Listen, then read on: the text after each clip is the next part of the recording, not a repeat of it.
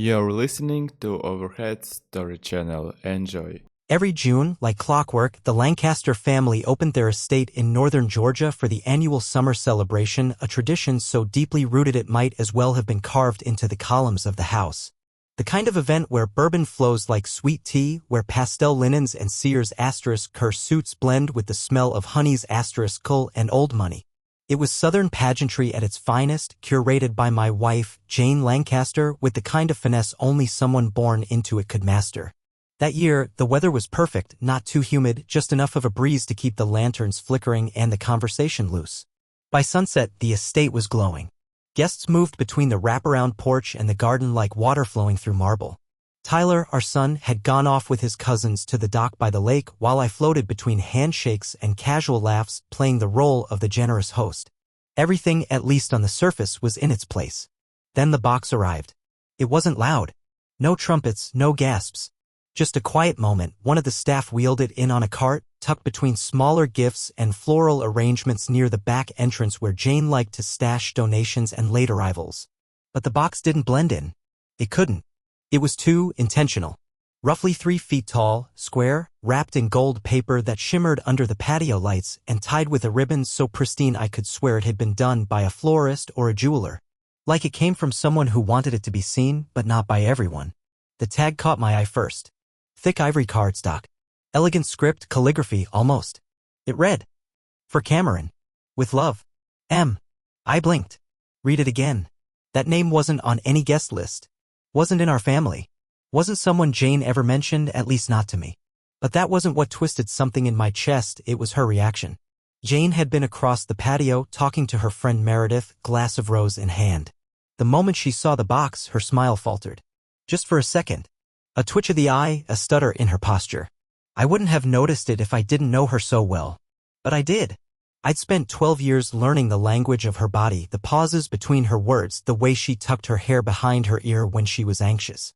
And in that moment, her body was shouting what her lips didn't dare say. "Oh," she said, her voice a half octave too high. "That must be a corporate mistake. They probably meant to send it somewhere else. I'll take care of it." She didn't wait for my reply. Just stepped forward, smoothed her dress, and picked up the box with both arms like it was a bomb she needed to defuse in private. She disappeared into the side hallway, the one that leads to the old sunroom nobody uses anymore, and that was that. No follow-up, no explanation. Just silence. I stood there longer than I meant to, staring at the space she had just occupied. Bourbon in hand, fake smile pasted on. The conversation around me went on as if nothing had happened. But something had. A ripple, a misstep in the perfect dance. That box cracked something inside me. Not loudly. Not even visibly. But something shifted like a hairline fracture in glass. Subtle. Silent. Spreading slowly with each breath. At first, I tried to dismiss it. Maybe it was a misdelivery. Maybe Cameron was someone else entirely, a nephew of a friend or an intern at her nonprofit. Maybe M was some assistant, some vendor. My rational brain kicked into overdrive, desperate to smooth the surface, to fill in the cracks with logic. But that's the thing about intuition, it doesn't care about logic. It whispers in the spaces between facts. It collects all the little inconsistencies, the glances, the pauses, the unspoken words, and it builds a map you can't ignore. And that night, for the first time in a long time, my gut wouldn't let it go. Later, when most of the guests had left and the music had faded to soft jazz, I found Jane in the kitchen, her hair undone, sleeves rolled, instructing the staff on cleanup. She smiled at me, the practice kind, not the one that used to crinkle her nose back in college. I leaned casually on the counter. Everything go where it needed to? She looked up, tilting her head. The gift? The one for Cameron. There was a beat? Too long. Then, oh. Yeah. Wrong house, definitely. I set it aside. Meredith's assistant is going to track the sender down tomorrow. Her tone was easy. Too easy. Like she had rehearsed it. I nodded, said nothing. Just kissed her cheek and went upstairs. In our bedroom, I noticed her phone charging upside down. It used to sit screen up, always pinging with family chats and calendar reminders. Now it buzzed silently, always silenced, face down like it had something to hide. I sat on the edge of the bed for a long time that night, staring at my reflection in the dark window. I didn't open her phone. I didn't follow her back down. I didn't ask about Cameron again. But something had changed. Not just in Jane. In me. That box, that single, gold-wrapped box with someone else's name on it, had opened a door I didn't know existed. And once a door like that opens, it's hard to pretend it's not there. After the party, we returned to our lakeside home, a two-story craftsman nestled among pine trees with wraparound porches and views that made visitors jealous. It had always been a sanctuary, a place we chose to raise Tyler, to escape the noise of the city and the weight of our obligations. But that night, something felt different. Not just in the way Jane moved through the house, brushing past me with soft hellos and distracted kisses. No, it was something quieter, internal. A quiet dread humming beneath the surface of my thoughts like background static. Jane went straight to the shower. Said she had a headache. I poured myself a glass of water and sat at the kitchen island, listening to the water run upstairs. I told myself to let it go, to let the evening pass without turning it into something it wasn't. But my mind wouldn't cooperate. It kept sifting through memories, pulling at threads I'd ignored before. Small things. The canceled weekend trip she claimed was too last minute. The yoga retreat she signed up for last fall, where she returned rejuvenated but oddly detached. The way she had started going to the city more often, for board meetings, always overnight, always booked last minute. I remember the odd moment a few months back when she came home in an outfit I didn't recognize, one I knew she hadn't packed, and said her suitcase zipper had snapped, so she borrowed from a friend. I believed her. I didn't question it. And her skincare. That night, while brushing my teeth, I caught sight of a new serum on the counter, something sleek and expensive. Gift from a colleague, she'd said weeks earlier. We had this women's leadership luncheon. But there hadn't been a luncheon on her calendar. Back then, I let it pass. I always did. Because I trusted her. Because I had no reason not to. But trust isn't a light switch. It's a structure. And all these details, once dismissed, now stacked like bricks on a wall I couldn't ignore. Then came the moment I hadn't allowed myself to revisit, that Friday 3 months ago when I'd found her outside, standing barefoot on the porch in her robe, phone pressed tight to her ear, whispering. When she saw me, she ended the call mid-sentence. Tyler's teacher, she said. We're working on his reading plan. But Tyler's school had emailed earlier that day, everything was fine. No concerns. No urgent calls. I hadn't brought it up. I told myself I was being paranoid. That people deserve privacy. That not every call needs to be suspicious. But now I wasn't sure. Now I was seeing a pattern. The next morning, Jane was cheerful. Too cheerful. She made pancakes for Tyler, sang along to the radio while making coffee. She was always good at being convincing, warm, poised, deliberate. But that morning her eyes betrayed her. They never quite settled. She kept glancing at her phone like she was waiting for something or someone. Tyler barely looked up from his cereal. He was 12 now, and lately he seemed quieter, more closed off. I told myself it was just adolescence, hormones, the awkwardness of middle school. But what if he had noticed, too? What if he was absorbing the tension we weren't admitting? That afternoon, when Jane took her usual walk, I walked upstairs and opened the hall closet. The box, the one she'd taken from the party, was gone. Not just hidden. Gone. I checked the guest bedroom, the garage, even the trunk of her car. Nothing. A strange stillness settled over me then, not anger, not fear. Just clarity. If she truly meant to return the box or figure out the mix-up, it would still be here. The disappearance said more than any excuse could. It meant it mattered. It meant she didn't want it found. That night, while she read on the couch and Tyler played video games, I opened the drawer in my study that I hadn't touched in years. Jane's old iPad, a dusty silver relic she had abandoned when she upgraded, still sat inside. We'd synced it to our shared cloud account years ago, back when Tyler was a toddler and we needed to track appointments and grocery lists. I didn't expect it to work, but when I plugged it in, it came to life. I typed in her old passcode, her birthday, and it unlocked. The screen was littered with apps she no longer used. I opened the Photos app. It was mostly old family albums, Tyler's baby pictures, some *TS from our anniversary in Charleston. But tucked near the bottom was a folder labeled simply Miscellaneous. I opened it. Inside were *TS. Dozens of them. Text conversations with someone saved only as CL. My heart thudded. I scrolled, skimming through short, flirty exchanges. Phrases like, miss your hands and our place tomorrow, peppered the conversation. One image froze me in place, Jane in a mirror, smiling, not the smile she gave me, but something smaller, more private. In the background, barely visible, was a navy blue shirt draped on a chair. Embroidered on the pocket in gold thread were the words, Cameron Logistics. Cameron, the name on the gift tag. I stared at that photo for a long time, breath caught in my throat. The lighting. The hotel wallpaper. The timestamp. It was 2 days before the yoga retreat. Another screenshot T showed a calendar entry titled Seminar, Montgomery. But when I cross-referenced it with our bank statement from that weekend, there was no charge for Montgomery. Instead, there was a charge for a boutique hotel in Atlanta and another at a spa next door. CL's texts mentioned Atlanta twice. I wasn't looking at assumptions anymore. I wasn't guessing. This was evidence.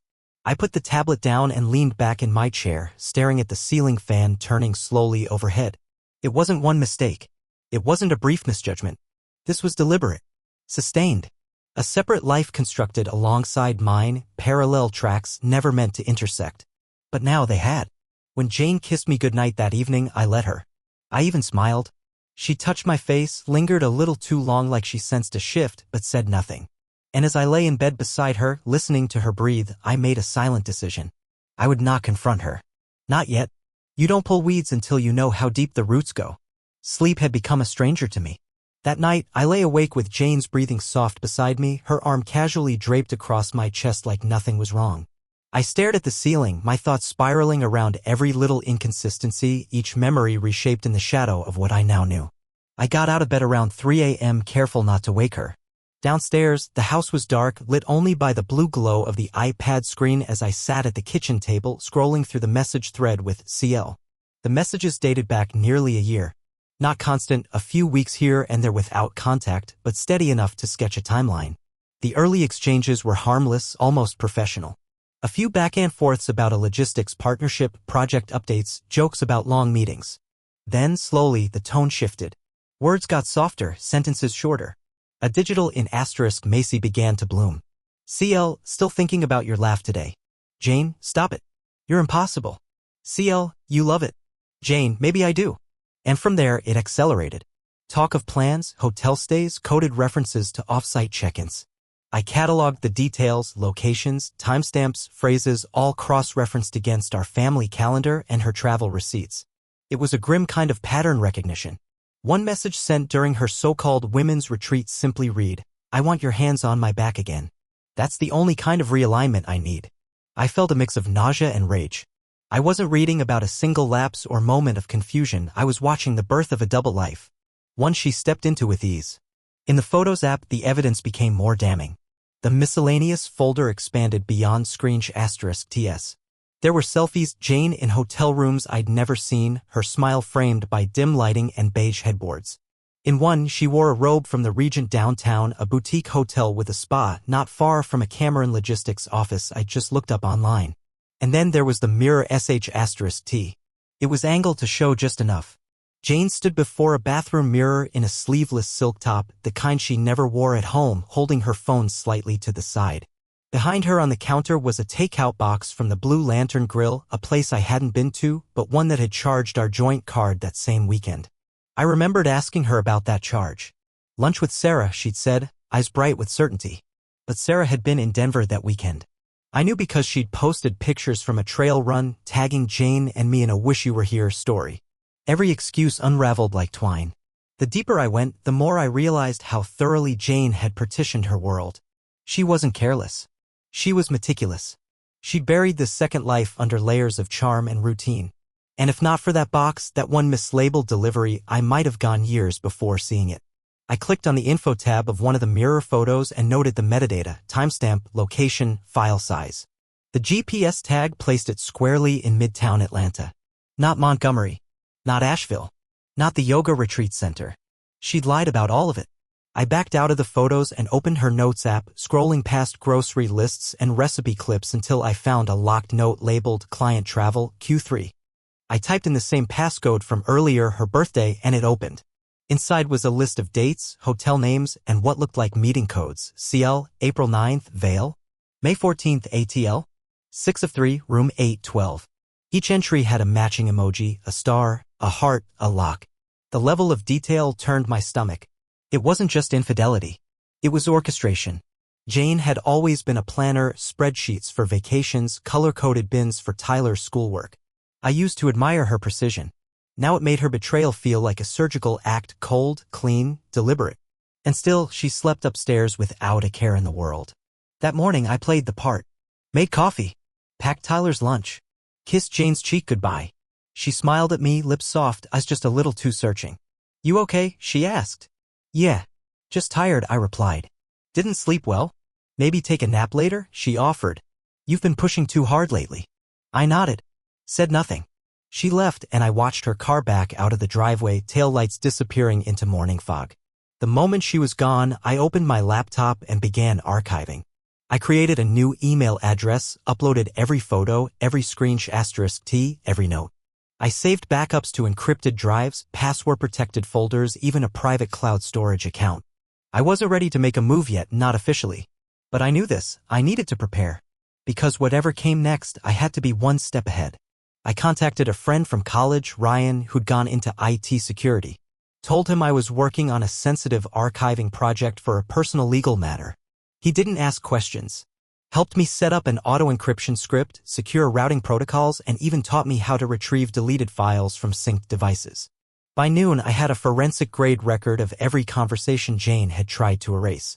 And as if the universe wanted to push me further, one final thing dropped into my lap, an auto-generated notification from our family cloud calendar. Jane had synced her travel itinerary for the upcoming quarter, and nestled between board retreat and charity gala was a 3-day block marked Private Strategic Review. The location was Atlanta. The same hotel. The same name. I stared at the screen, numb. It wasn't ending. It was evolving. That night, she made pasta and poured me a glass of wine. Tyler told us about a science project he was excited about, building a miniature hydroelectric generator. Jane smiled and nodded at all the right moments, offered tips about water flow angles like everything was fine. Like she hadn't stepped out of our life and into someone else's. I watched her. Every word. Every glance. She wasn't nervous. She wasn't pulling away. That was the most disturbing part. She had normalized the lie so thoroughly it no longer registered as deception. When Tyler went to bed, she curled beside me on the couch, resting her head on my shoulder. You've been quiet lately, she said gently. Everything okay? I looked down at her. At the woman I had built a life with. At the stranger she'd become. Just thinking, I replied. Trying to stay ahead of some things. She nodded, content with that answer. And I let her believe it. Because she wasn't the only one who could keep secrets. I've always believed that endings deserve as much care as beginnings. The same way you wouldn't build a house without blueprints, you shouldn't dismantle a life without a plan. So I treated the days that followed not as reaction, but as strategy. Jane thought things were back to normal. I let her believe that. She still kissed my cheek in the mornings, still texted midday check-ins with heart emojis. But I had stopped replying. I let them sit unanswered, unread, like echoes bouncing off a locked door. It didn't matter to her, not really. As long as I wasn't confronting her, the illusion remained intact. But I was building something in the background. The first thing I did was meet with a lawyer, a private consult held under my middle name at a firm 2 towns over. Her name was Marian Frost, a no-nonsense family attorney with eyes that missed nothing. I laid everything on the table, the photos, the messages, the calendar entries. She didn't flinch. Do you want out clean, or do you want leverage? She asked, flipping through a folder of printouts. Both, I said. Then we build the foundation first. Clean separation, full financial protection, and custody provisions. From there, we moved to pressure points. So we did. The next few days became a blur of silent extraction. I pulled my name from joint investments, rerouted auto-pay accounts to my private checking, and closed the emergency credit card Jane used for travel. She didn't notice, or if she did, she assumed it was a bank glitch. Our shared login had been Lancaster Life 17. I changed it to something she'd never guess, box before everything. I reassigned my medical power of attorney. Removed her as emergency contact. Updated my will, guardianship documents, and trust beneficiaries. It felt surreal, like I was performing surgery on my own life, removing pieces of her one incision at a time. I didn't stop at finances. I gathered hard copies of Tyler's academic records, health files, and legal documentation. I wanted them secure, not in a drawer we both could access, but scanned and stored off-site in a private lockbox I rented under a new LLC. Frost had advised it. You don't want her claiming anything went missing after the fact, she said. The charity account came next, the one we'd built together as a family donation fund. I liquidated it. The funds were rerouted to a nonprofit in Savannah that supports children with autism. Tyler had volunteered there once with his class, and I remembered how deeply it moved him. I added his name to the donor wall. Jane's name was removed. She never noticed. I created a secondary folder on my cloud drive titled Cameron Disclosures. Inside were **TS of every message, every image, each calendar lie she'd constructed. I grouped them chronologically, each named by date and cross-referenced to her known movements. But the final touch, the surgical strike, was a quiet email. Sent not to Jane, but to him. To Cameron@logistics.co. Subject, timeline. No greeting. No sign-off. Just attachments, a zip file containing excerpts from his messages with Jane, paired with the travel receipts, photos, and notes Jane had kept hidden. The last page was a scan of our wedding photo, overlaid with one of their selfies in a hotel mirror. I didn't write a single word. I wanted him to sit in silence, to feel the weight of the evidence, to wonder what came next. That same day, I ordered hotel security footage from the Regent downtown for the last 3 months. Frost drafted the request. It was slow to process, but they agreed to forward the clips pending identity verification. I submitted Jane's photo, and within 72 hours I had video stills, Jane entering through the side entrance wearing sunglasses and a coat in July. Entering alone. Leaving in a different outfit. The timestamp matched her supposed leadership training. Everything she said had been a layer of dust, easy to wipe away once you knew where to press. I kept my head down at home. Played the part. Watched TV next to her, talked about school events, helped plan Tyler's upcoming birthday. All while the engine of quiet revenge spun beneath the surface. One night, she suggested a weekend away, just the two of us. I smiled, kissed her temple, said maybe soon. I meant never. Instead, I sat in my study that evening and uploaded the entire archive, every file, every message, into a batch of sealed envelopes. Each one addressed to a member of the Lancaster family. Her mother. Her sister. Our close friends. Even Tyler's godparents. I didn't send them yet, but they sat there on the shelf ready. Jane walked in once while I was sealing the last envelope. "What are you working on?" she asked, half laughing. "Just organizing old records," I replied. She smiled. Kissed my head. "You always were the practical one." I nodded. She had no idea. 2 days later, I stood in the storage room where she'd stashed the infamous box. It was still gone. No trace, no leftover ribbon, no packaging. I checked the trash. Nothing. But on a whim, I opened the file cabinet she used for foundation tax reports. And there it was. Not the box, but a shipping label. Folded and creased, buried beneath papers she thought I'd never look at. Cameron Logistics. Shipment ID, #CL78264. Delivered to Jane Lancaster, attention, C. Not Cameron. C, it wasn't for him. It was from him. The label had been reversed. That changed everything. He wasn't just the other man. He was the sender. The gift giver. The one who dared use our home, our name, as the endpoint for his affection. I took a photo of the label. Filed it under Trigger Artifacts. At that point, there was no more doubt. No benefit to the doubt. Only precision. That night, Jane sat with her legs tucked under a blanket, watching a drama on TV. "This one's good," she said. "Kind of sad, but good." I looked over at her. At the woman who'd shared my bed, my son, my life. She looked peaceful. Innocent even. But I knew better now. Knew what peace looked like when it was built on buried bones. I nodded. "Sad can be good," I said. And in my mind, I checked the final box. The table was set. The day I chose wasn't arbitrary. It was subtle revenge wrapped in polite tradition, a Sunday lunch at my parents' estate, an event Jane herself had planned weeks prior. A gathering to celebrate Tyler's early acceptance into the Junior Science Fellowship, a light-hearted occasion where cousins ran barefoot through the garden and everyone pretended the world still made sense. It was the perfect setting, warm, cheerful, steeped in illusion. Jane spent the morning in motion, all smiles and curls. She wore a pale yellow dress, the one her sister once called her Southern Belle armor. She hummed while setting the table with my mother, fussed over appetizers, and even complimented my shirt twice. It was performance, polished, practiced, empty. But she played it so well that no one would have guessed the foundation was already cracked. What she didn't know, what none of them knew, was that every place setting held more than silverware and folded napkins. Each one had an envelope. I'd spent hours assembling them. Each contained a letter, not typed, but handwritten by me, along with key excerpts from Jane's hidden communications. Texts, photos, bookings, dates. For every guest, the evidence was tailored to their connection. Her sister received **TS from the retreat weekend they were supposedly on together. My mother got the hotel invoices Jane once claimed were charity conference expenses. Even Tyler's godparents, both lawyers, received receipts Jane had no idea I'd pulled from our shared cloud archive. Every envelope sealed, every truth sharpened. As we all sat down at the long outdoor table beneath strung lights and magnolia trees, Jane beamed. To Tyler, she toasted, raising her glass of sparkling cider. Our brilliant boy. Everyone clapped. Tyler blushed. He was growing fast, lanky arms, shy eyes. He didn't know yet what the world was capable of taking. I hadn't told him. Not everything. Not yet. When the clapping faded and glasses settled, I cleared my throat. I added a little something, I said, gesturing casually to the table. Before we eat, there's an envelope by each of your plates. I'd appreciate it if you'd open them now. Jane laughed. Oh, what is this? A family scavenger hunt?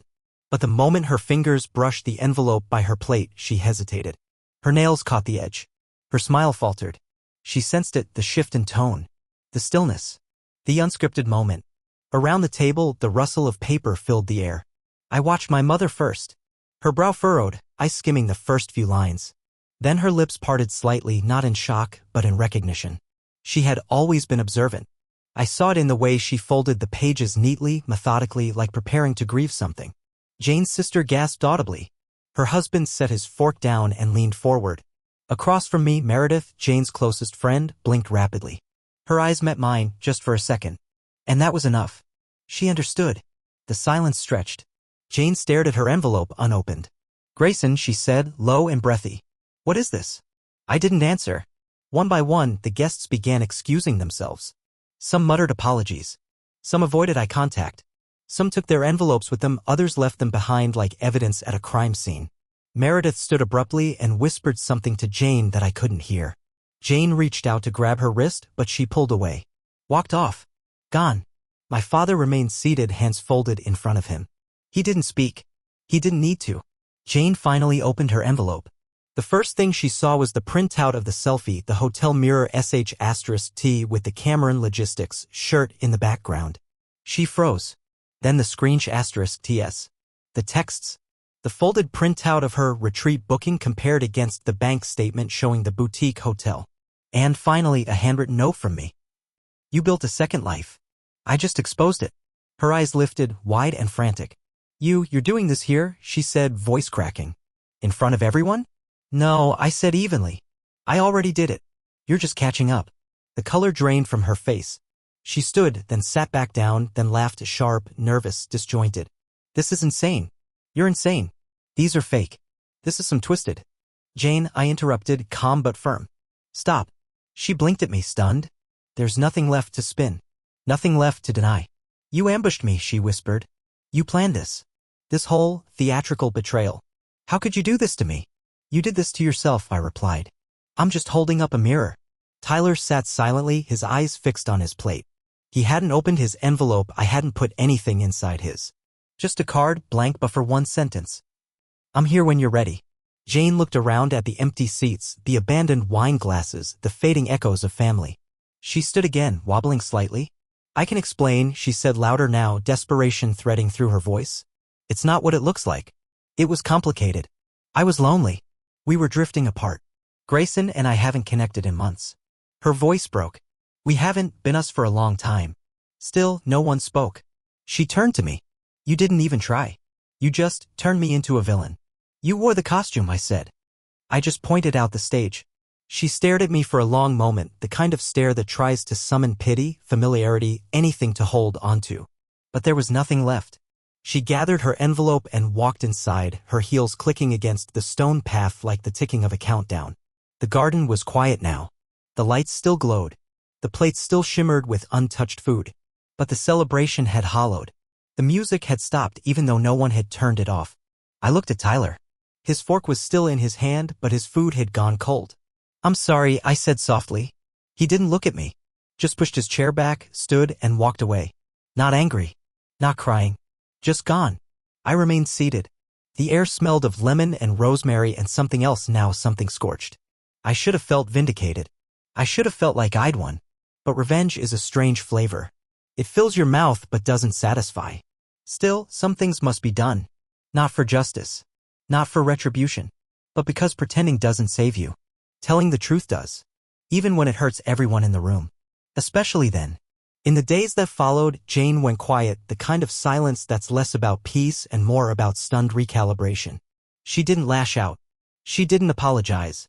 She just disappeared into absence. When she did reach out, it came in fragments, a voicemail full of sobs, a text saying, "Please, just talk to me," and finally, a handwritten letter slipped under my door. I read it once.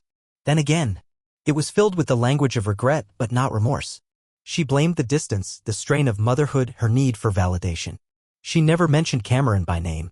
Never once acknowledged the scale of what she had done. The betrayal wasn't an act of selfishness, in her words, it was a cry for something more. I archived the letter, scanned it, timestamped it, and filed it away with the rest. Her lawyer contacted mine the same week, but by then the papers had already been drawn. Frost had made sure every asset, account, and clause was cleanly positioned. Jane's name was absent from every key designation: healthcare proxy, estate trustee, guardianship. Even the house was quietly retitled. The only document she received was a final copy of the divorce filing, hand-delivered to her new apartment, a one-bedroom rental across town, paid for with what little was left in the joint account. She didn't respond. Not legally. Not personally. Her silence had turned from strategy to surrender. Tyler and I moved through the next few weeks cautiously. He didn't ask for details and I didn't offer them. But he stopped asking if Mom was coming home.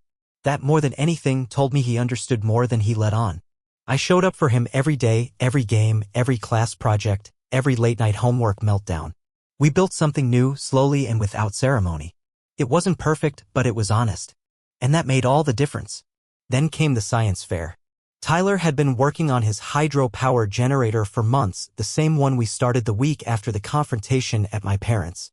We'd stayed up late soldering wires, printing diagrams, and building the display board together. He asked if Jane could come. I told him the truth: I'll reserve her a seat. What she does with it is up to her. The gymnasium was packed that night, a sea of proud parents and excited kids. Tyler stood by his table, nervous but glowing. His project won second place, and I'd never seen him smile like that. The front row was reserved for family. I sat alone. The seat beside me had her name on it in sharp black marker. But someone had drawn a line through it. Below the name, Tyler had scribbled something in thick pencil. "Honor, once lost, does not return." Jane stood in the back, barely noticeable in a gray coat. She never made eye contact. She didn't call out to Tyler.